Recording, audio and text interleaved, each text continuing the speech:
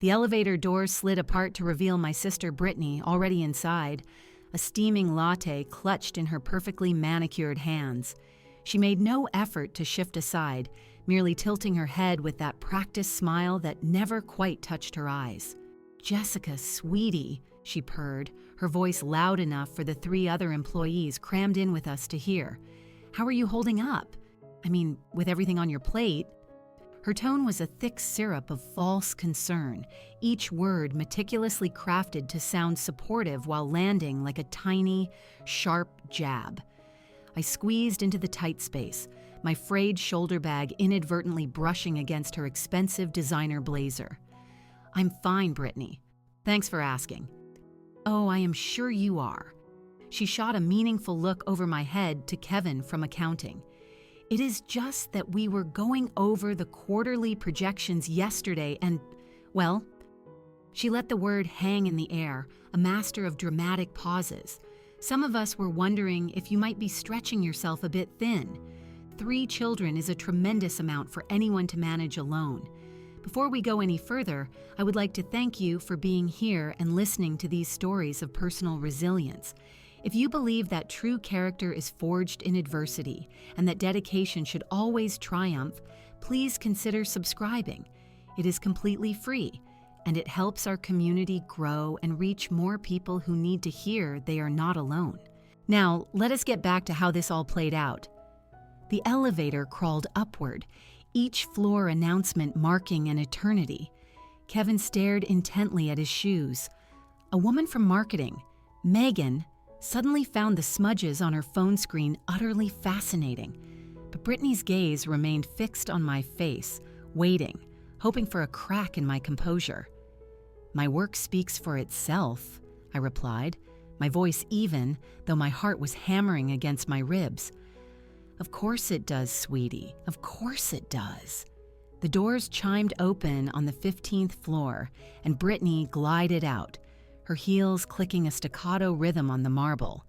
As she swept past the reception desk, I heard her whisper to the receptionist, "Karen, bless her heart. She tries so desperately hard." I walked past the break room where a lively conversation died mid-sentence as I came into view. Through the glass partition, I saw Uncle Dave leaning against a counter, his coffee mug held aloft as if making a toast. "Some people just are not built for the corporate ladder," he declared to his small, captive audience. "It takes a certain grit, you know, a certain kind of stable foundation." His eyes met mine through the glass, his smile twisting into something predatory. This was my mother's brother, the man who had bounced me on his knee as a little girl, who taught me to ride a bike in his driveway. Now he paraded me around at family functions like a cautionary tale, a whispered warning to my younger cousins about what happens when women make the wrong choices in life. My desk was wedged into a corner of the open plan office, a strategic placement where my every move was on display. It had not always been like this. Just 6 months ago, I had a proper cubicle with a sliver of a window view.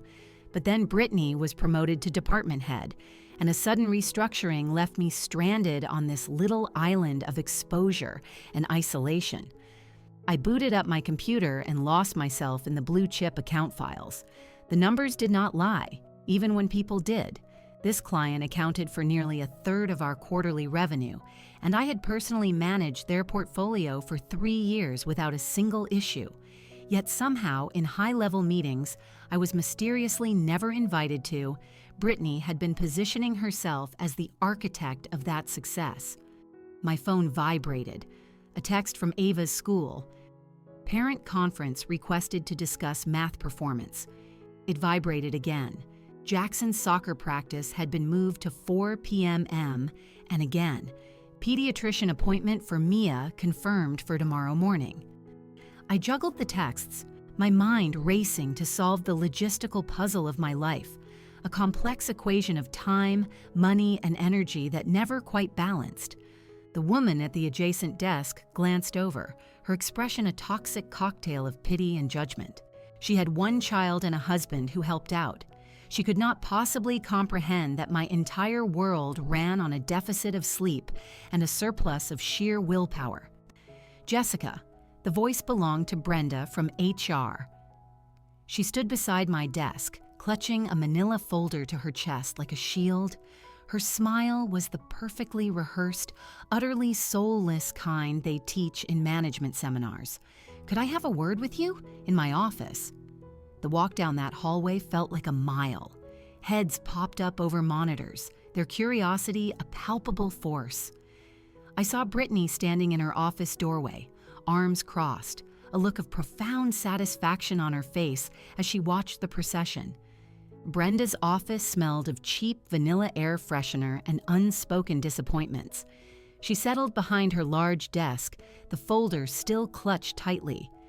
"There have been some concerns raised," she began, her words carefully chosen, "regarding your recent performance metrics." I leaned forward just slightly. "What specific concerns?" Well, she opened the folder, revealing printed out emails and what looked like a handwritten complaint. There have been reports of missed deadlines, incomplete project files, and a general lack of focus. The lies hung in the air, thick and suffocating. I calmly took out my phone. I scrolled through my project management app, my sent emails, my client communication logs, timestamps, completion reports, satisfaction surveys. It was all there. "Here's my actual performance record," I said, sliding the phone across the polished surface of her desk. "Every deadline met. Every project completed ahead of schedule.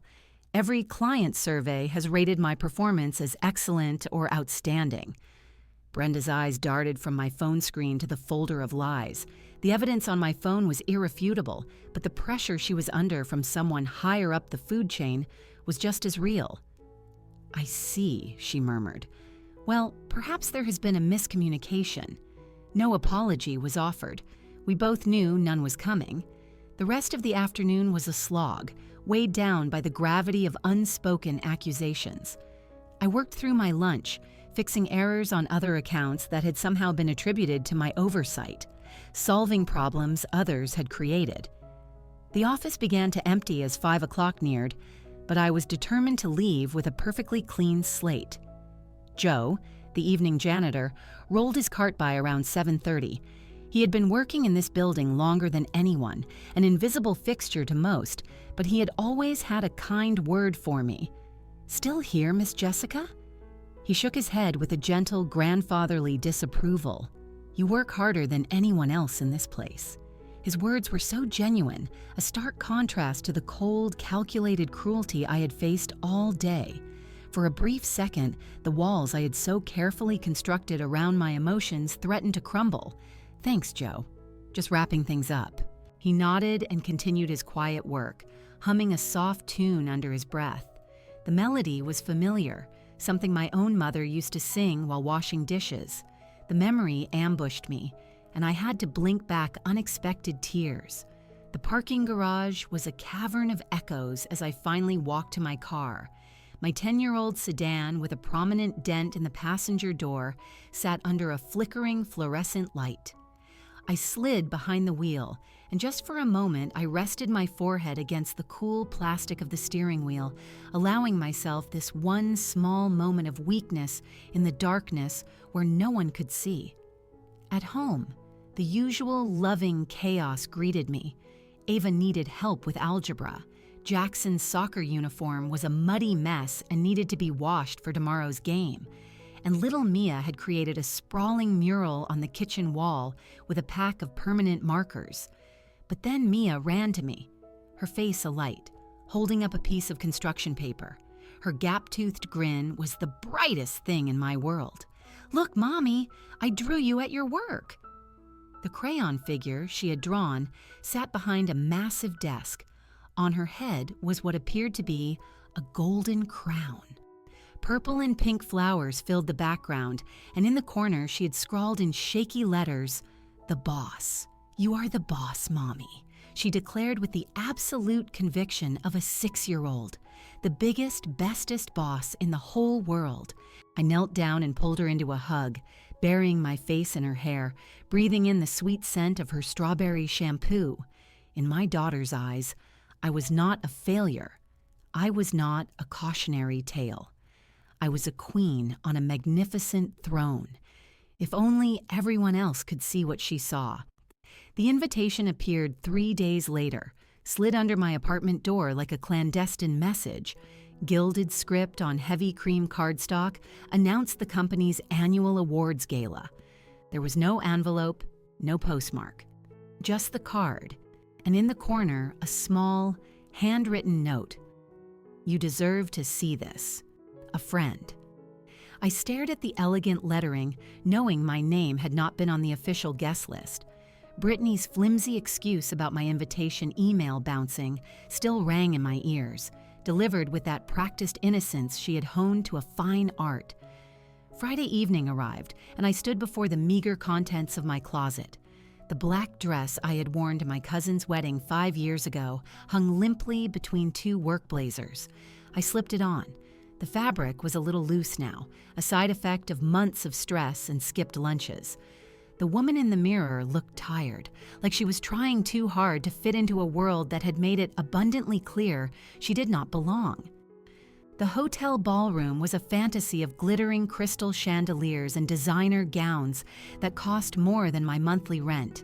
I used a side entrance, hoping to avoid the main reception area where Brittany was holding court, surrounded by the spouses of other executives. My thrift store heels, a rare indulgence, made a soft, self-conscious click on the marble floors as I found a spot in a dim corner, seeking the refuge of the shadows. Champagne flutes clinked, a symphony of privilege. Laughter and conversation flowed in confident clusters. I recognized faces from tense meetings and silent elevator rides, but here they were transformed, wearing masks of power and ease. A waiter offered me a glass from a silver tray. "Champagne, miss?" "Thank you." The delicate stem felt alien in my hand, a stark contrast to the sturdy coffee mugs and water bottles that were my usual companions. Brittany's laughter, bright and sharp, cut across the room. She was the center of an admiring circle, her scarlet dress a beacon demanding attention. Uncle Dave stood nearby, his chest puffed out, basking in her reflected glory. As dinner concluded, the lights dimmed for the awards ceremony. I pressed myself further into my corner, partially obscured by a large decorative column. The CEO, Mr. Sterling, took the stage, his presence alone commanding silence. He spoke of innovation, of dedication, of the company's bright future. His gaze swept the room but never landed on me. "This year's Vanguard Leadership Award," he announced, "goes to an individual who exemplifies our core values of integrity, perseverance, and forward-thinking leadership." The spotlight found Brittany before her name was even spoken. She glided to the stage as if she had been born to walk on marble. The applause was thunderous as she accepted the heavy crystal trophy, her smile blazing under the lights. "Thank you," she began, her voice amplified throughout the massive room. "This award means the world to me, but I could not have achieved this without learning from examples, both positive and negative." My stomach clenched. There was a shift in her tone, something more personal, more pointed.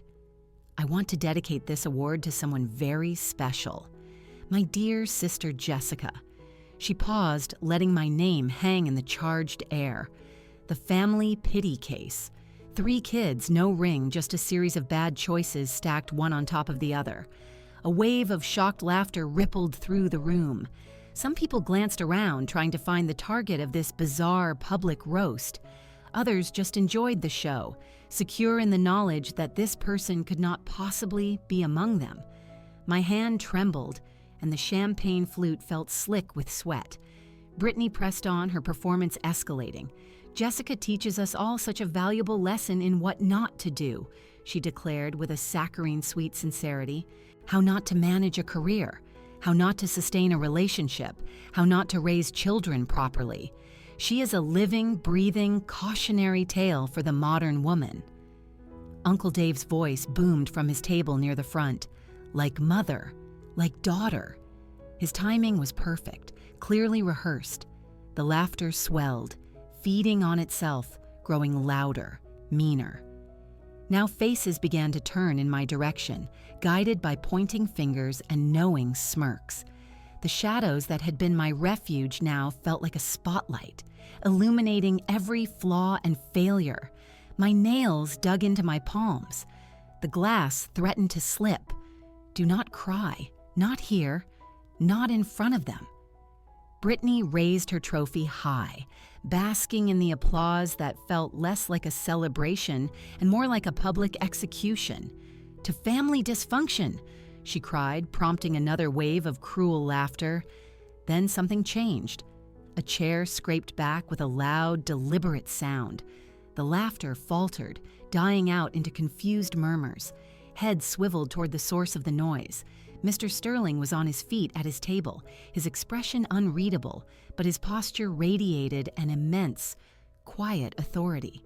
The room fell silent as if a switch had been flipped.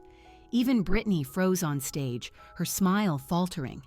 With measured steps, he walked toward the podium. Each footfall echoed in the stunning silence. Brittany, confused, stepped aside. Mr. Sterling took the microphone.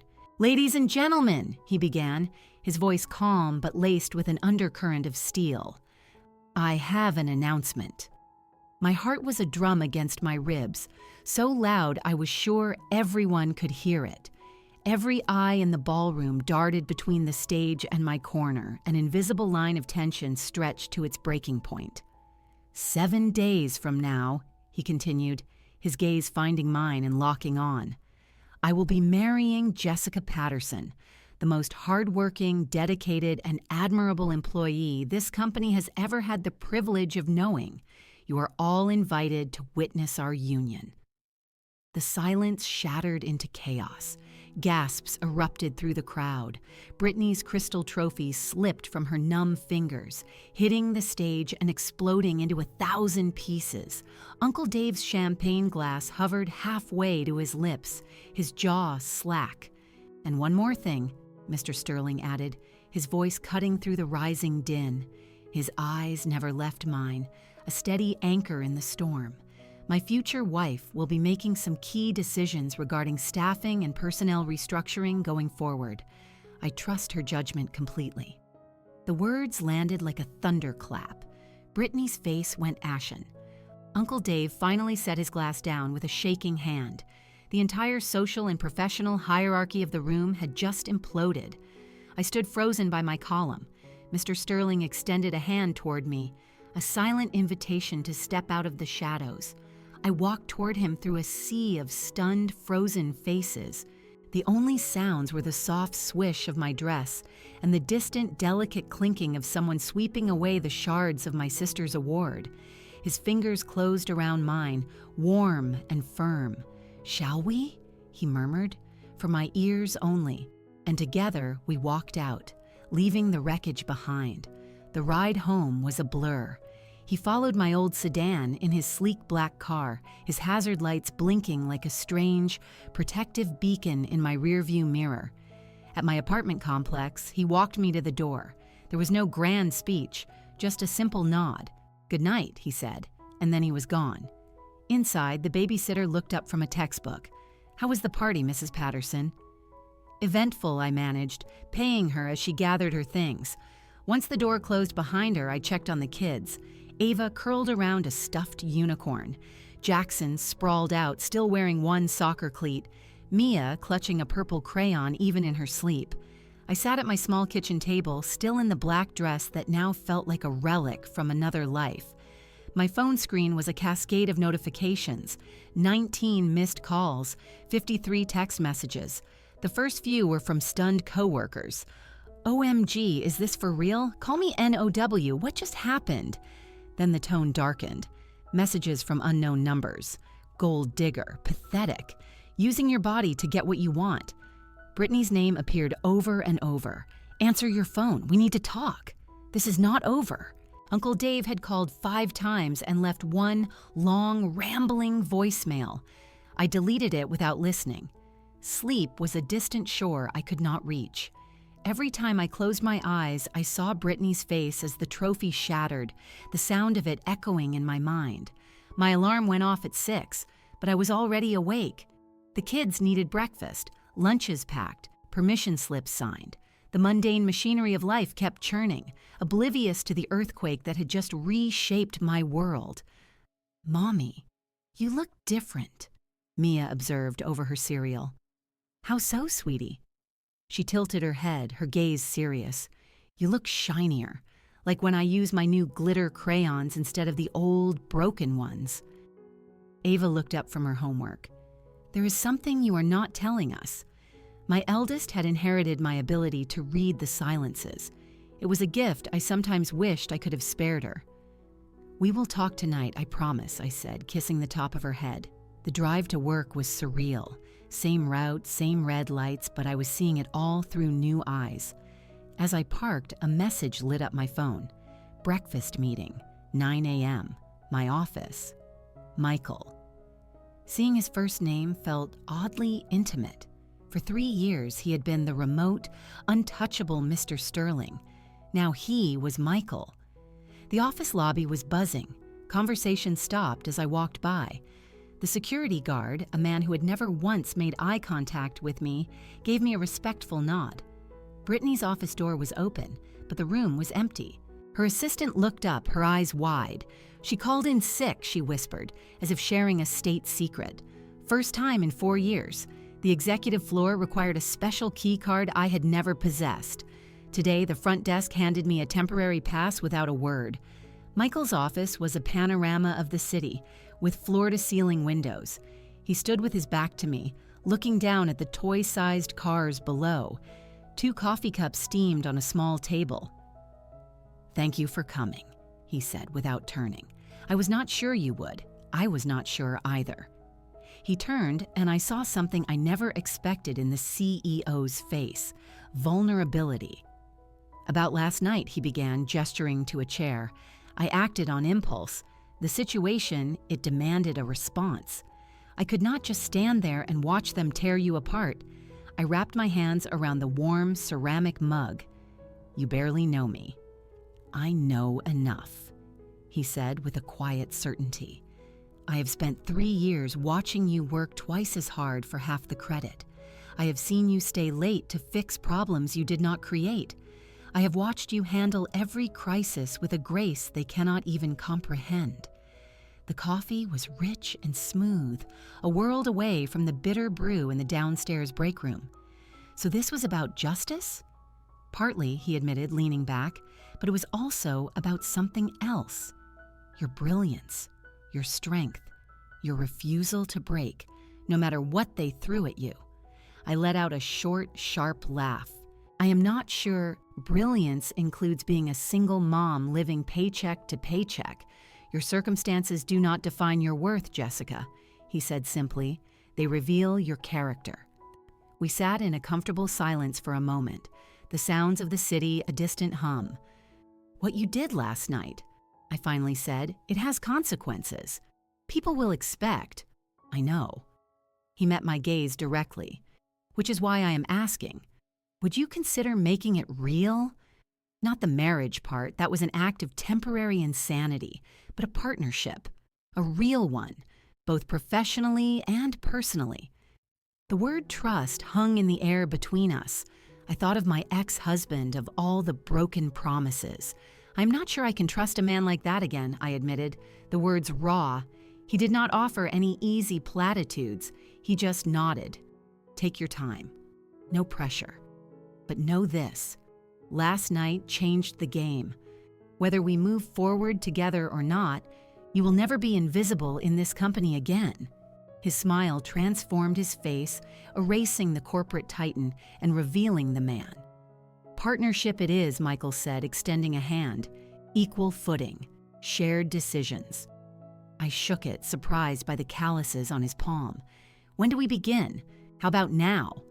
He picked up his phone and dialed an extension.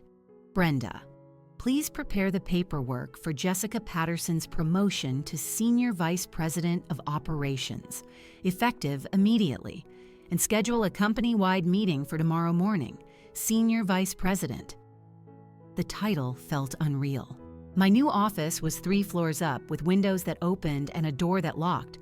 The brass nameplate read, "Jessica Patterson, SVP Operations." By lunchtime, The whispers had started. I was in the cafeteria line when I heard Brittany's voice, pitched just loud enough to carry. She had come in after all. It is just so obvious what is going on. Some women will do anything to get ahead. Her friend Marissa clucked sympathetically. You do not think she is, you know? What else could it be? One day she is a nobody, the next she is practically second in command. I turned around slowly. Is there something you want to say to my face, Brittany? Her face flushed, but she raised her chin. Just making an observation. Then allow me to clarify, I said, my voice clear and carrying through the now silent cafeteria. My promotion is based on 3 years of exemplary work, not whatever sordid fantasy you are spinning in your head. Before she could retort, a firm voice cut in. Miss Hartwell, Mrs. Patterson. It was Brenda from HR. My office. Now. The walk to HR was a death march for Brittany. Her heels clicked frantically as she tried to keep up with Brenda's determined stride. I followed, watching my sister's world crumble. Miss Hartwell, Brenda began once the door was closed. In the last 24 hours, we have received 17 separate complaints about inappropriate and defamatory comments you have made regarding Mrs. Patterson's promotion. Brittany's face drained of color. I was just... You were engaging in workplace harassment and creating a hostile environment, Brenda stated flatly. Both are grounds for immediate termination. The word hung in the air. Brittany looked at me, her eyes pleading for some sisterly mercy. I remained silent. However, Brenda continued, Mrs. Patterson has requested we treat this not as a disciplinary matter, but as a learning opportunity. You will be attending mandatory sensitivity training. Any future incidents will result in immediate dismissal without recourse. As we left HR, Brittany grabbed my arm. Why? She whispered. Why did you not let them fire me? I paused. Because you are my sister, Brittany. Even when you forget that I am yours.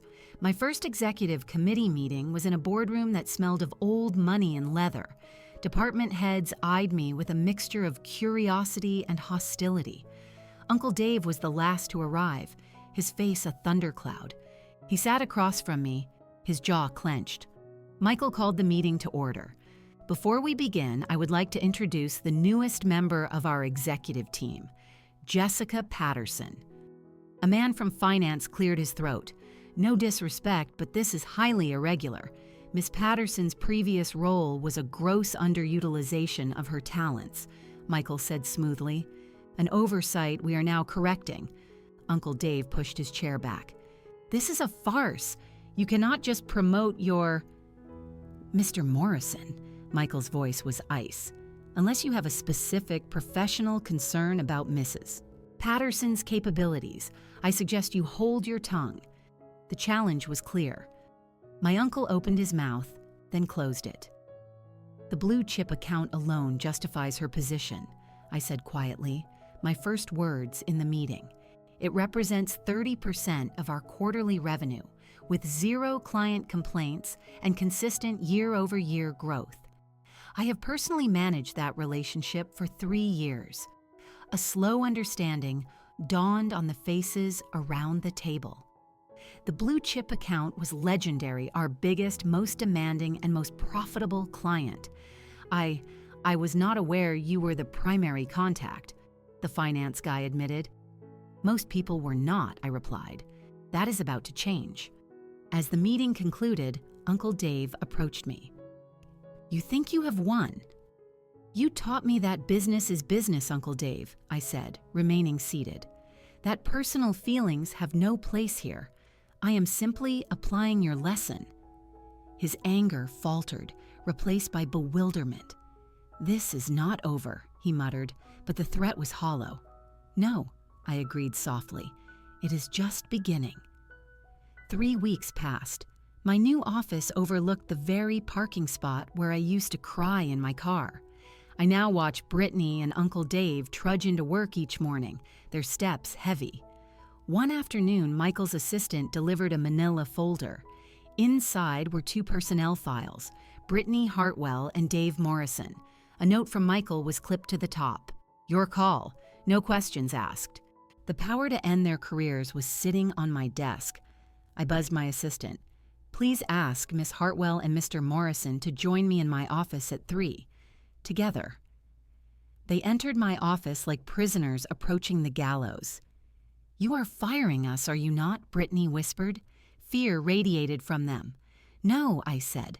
The relief that washed over them was so profound, it was almost pathetic, but it was premature. You will stay, I continued, my voice calm. You will clock in every day. You will attend every meeting, and you will watch as the family pity case runs this company. Understanding dawned on Brittany's face, followed by horror. Jessica, please, you will watch me sign multi-million-dollar contracts. You will see the respect I command from the board. You will witness the woman you tried to destroy become the one who holds your entire professional fate in her hands. This is cruel, Uncle Dave rasped. Cruel is humiliating a single mother in front of hundreds of people, I countered. Cruel is spreading lies to sabotage her career. Cruel is making her children feel ashamed of their mother. I opened their files, spreading the documented complaints across my desk. Termination would be a mercy. It would let you escape. Instead, you will remain here as a daily reminder. Every time you see my name on this door, you will remember that the woman you tried to break is the one who chose to let you stay. How long? My uncle asked, his voice broken. As long as it takes, I said. For what? For you to understand. A few days later, a young woman from marketing named Maya knocked on my door. Miss Patterson? I wanted to thank you. For what? For what you are doing, she said, her voice low. There are a lot of us younger women who get pushed around and told to keep our heads down. Watching you, it has given us hope. You showed us we do not have to just take it. Her words landed with a force I had not anticipated. My personal battle had become something more. It was not just about revenge anymore. My phone buzzed. A text from Ava. Mom, my friend's mom said, you are famous at work now. Is it true? I smiled, typing back. Not famous, sweetie, just finally visible. The cruelest kindness was not keeping them here to suffer. It was forcing them to witness the birth of a world they never believed could exist. A world where people like me do not just survive. We lead.